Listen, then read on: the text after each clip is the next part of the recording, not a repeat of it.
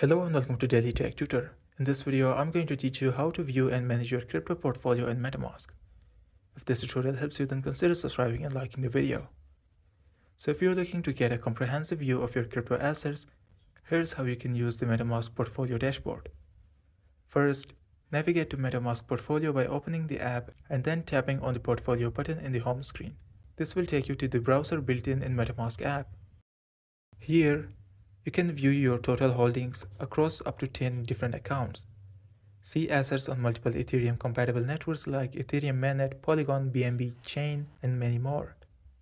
Access tabs for tokens, NFTs, transactions, and DeFi positions. To add more accounts, tap on the menu icon on top right corner and then click on Add Account.